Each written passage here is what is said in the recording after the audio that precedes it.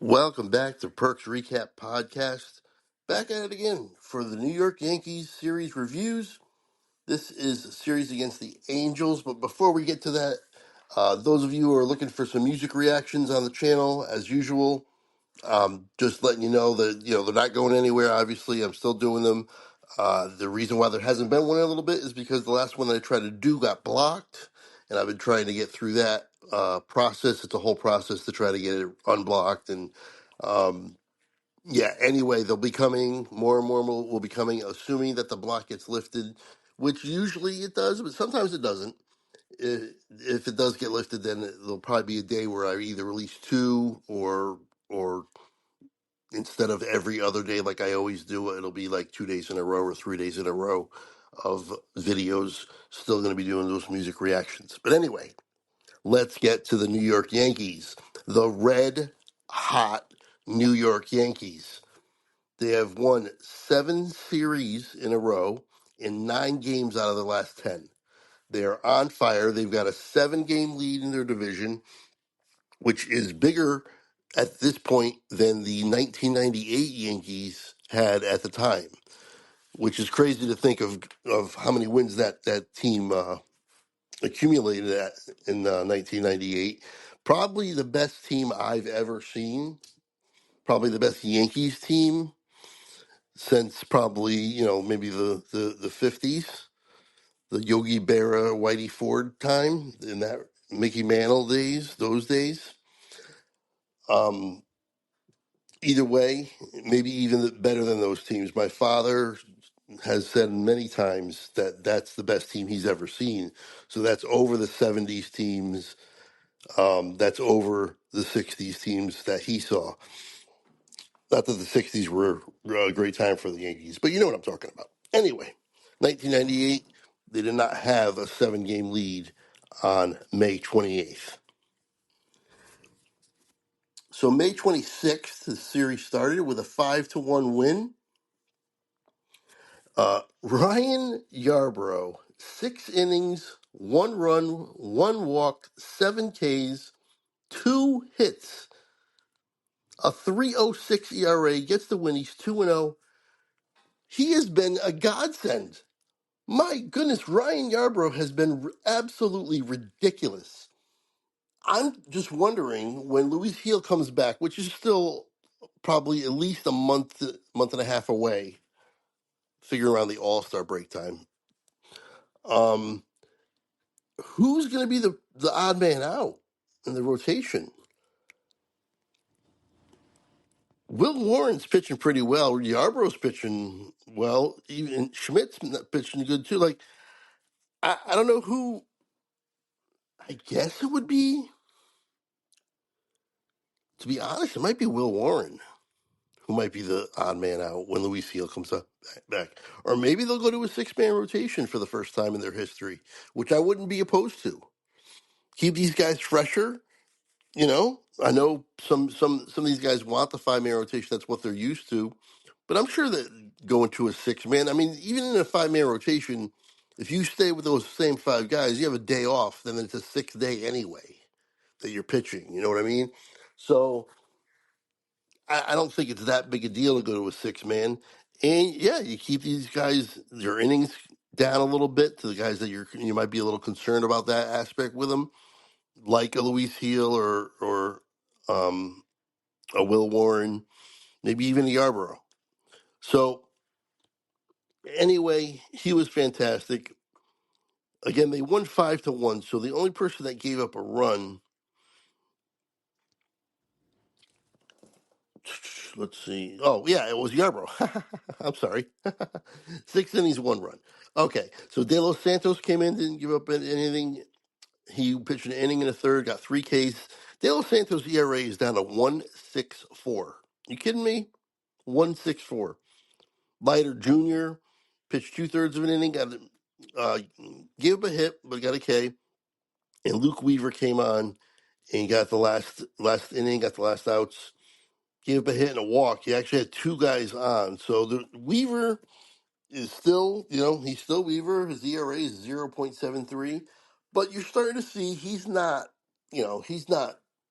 dominating like he did earlier. But as long as he's getting through the innings, even if he gives us a heart attack sometimes, it's still worth it. He's still the closer until further notice. So we're gonna move on. Well, real quick, Bellinger is the only player that got more than one hit, but the one hit, the two hits that he got an RBI and a run, but the one hit that was really really big was Anthony Volpe goes goes only 1 for 4, but it was a 3-run double, bases clearing double, and that's the ball game right there. In the fourth inning, um, yeah, Volpe gets that bases clearing double, and that's all they needed. They scored 3 runs there. He had 3 RBIs, and of course, the Yankees pitching staff only gave up one. That's all they really needed. They had 6 hits in this game, not a ton, and they left 6 on base. Anyway, let's move on to the 27th with a 3-2 win. Rodon. Rodon is becoming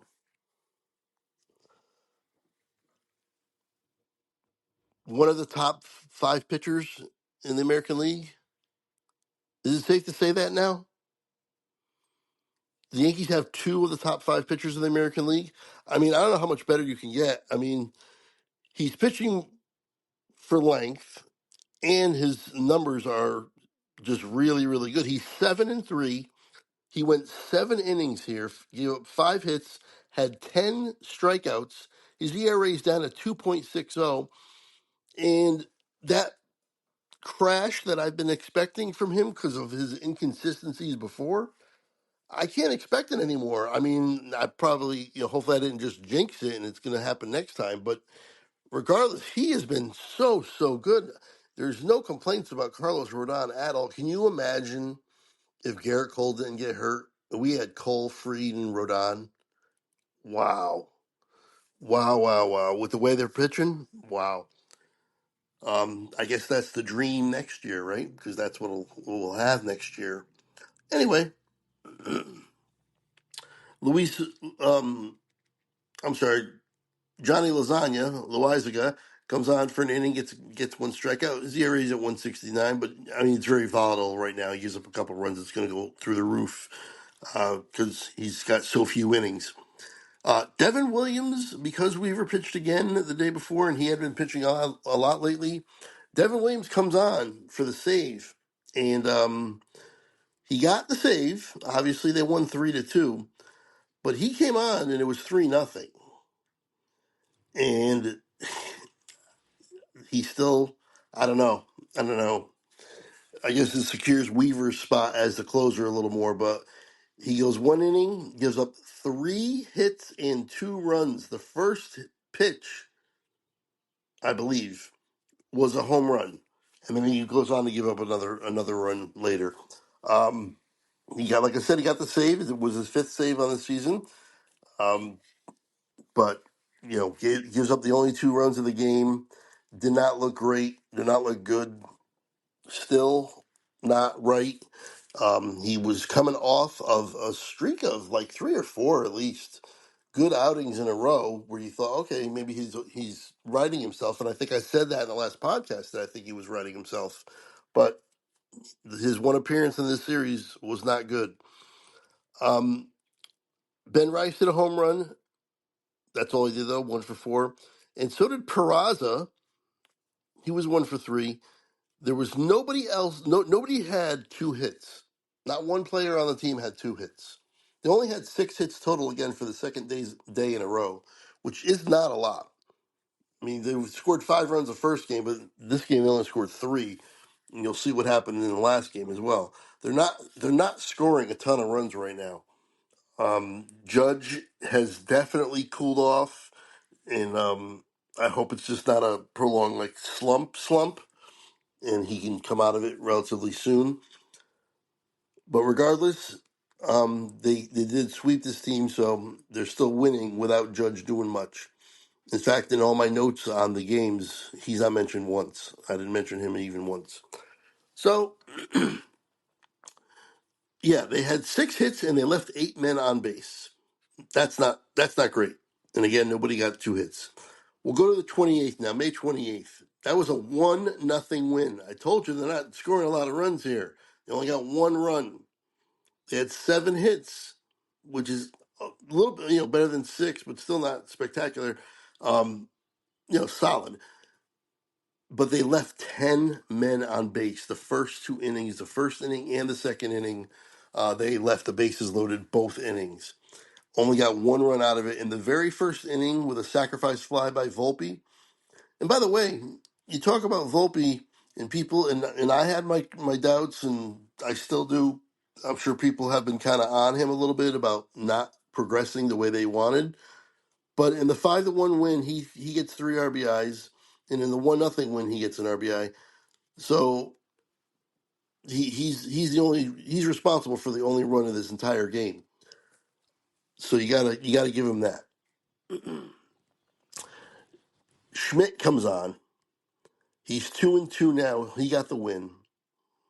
He goes 6 innings, 4 hits, 4 Ks, 1 walk. ZRA is now under 4 at 395. I like I like Schmidt quite a bit. I've been saying it all along. I think he's a solid 4, and he would be a spectacular 5. And right now, he's probably a 3, and I would still take him as a 3, although I would much prefer him as a 4. And I just like him. I always have. Ian Hamilton comes on, goes an inning and 2/3, uses up 1 hit, 2 Ks. His ERA is still at 5 though, but he got bounced around a little bit. But it looks like he's on his way back to pitching well. Um, Tim Hill comes on for a third of an inning, doesn't give up anything. His ERA is at 3.52, and they called on Leiter Jr., Jack Leiter Jr., to get the save here with Devin Williams pitching the day before and pitching not well, and that inning was pretty taxing. And Weaver had been pitching so much they want to give him 2 days off in a row. And with a day off today on Thursday, that's actually 3 days off in a row. So he'll be ready to go for the Dodger series. So Weaver and Williams not available. Leiter Jr. comes on. He goes an inning, does walk one guy, but he gets 2 Ks, gets that save. He actually picked up a save somewhere else during the year because that was his second save. I don't remember when. And his ERA is at 2.28. So the Yankees are playing very well in terms of getting the wins. I'm not thrilled. I'm not thrilled about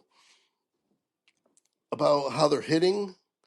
They're not scoring a ton of runs. Their pitching is really what's carrying them through and giving them these series wins in this the last few for sure. But they got to get the bats going because I don't think the pitching is going to be able to hold the Dodgers down. So the bats have been kind of cool. Bats have not been doing a whole lot. They are going to have to wake up, otherwise it's going to be a long series this weekend in LA because the Dodgers are waiting for us to arrive Friday, Saturday, Sunday. The first game though is Max Fried.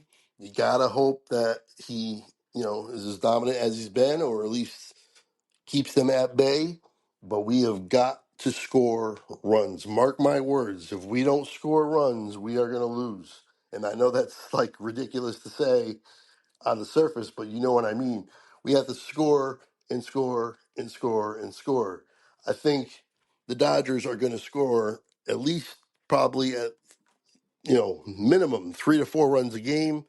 I think the Yankees, to any game they win this weekend, they'll have to have at least 5 runs in that game. So maybe I'm wrong and they'll hold them to 2 runs or something and they win 3-2 or something like that. But I don't think so. I think it's going to be 5 runs. So if the Yankees win any games this series,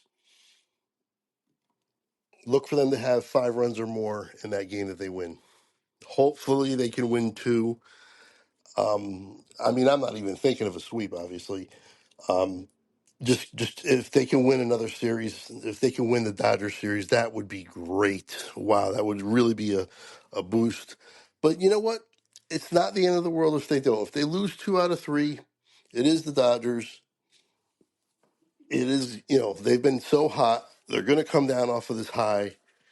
Maybe it could be in Judge's not hitting like anything right now for the last little bit.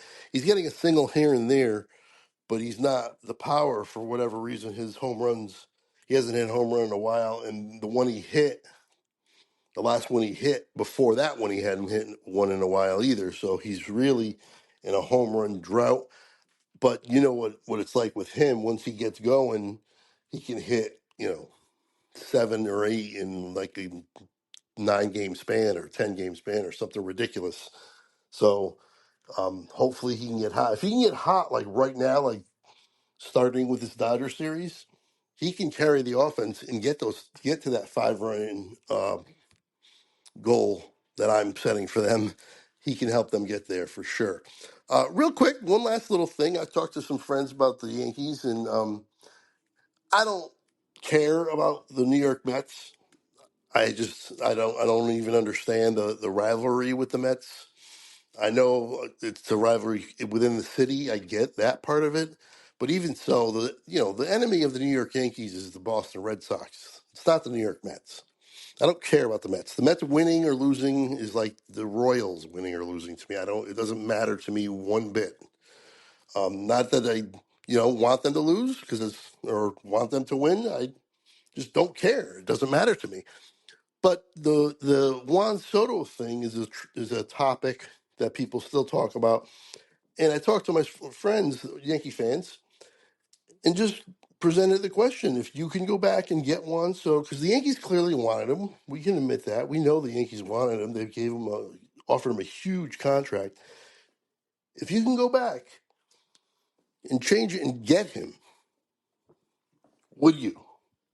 Or would you rather the pivot of Bellinger, Freed, and Goldschmidt? Although I will be on record to say I think even if they got Juan Schmidt, wow, Juan Soto, that I think they still would have got Goldschmidt. That's just my thought. They wouldn't have gotten Bellinger though, and they definitely wouldn't have gotten Freed. I don't know where they would have pivoted to, if they would have pivoted at all to Freed.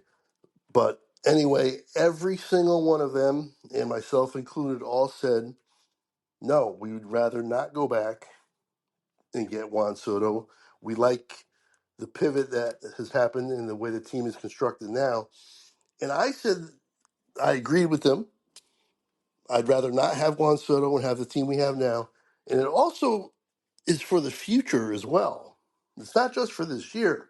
Because Juan Soto, with the way Hal Steinbrenner talks about trying to stay under the luxury tax and the penny pinching Yankees all of a sudden, he would have hindered us from getting anybody in the future. You have Juan Soto, sure, that's great, but you're not going to sign anybody else. Like I said, if they signed Soto, they wouldn't have never gotten freed. No way would they have gotten freed.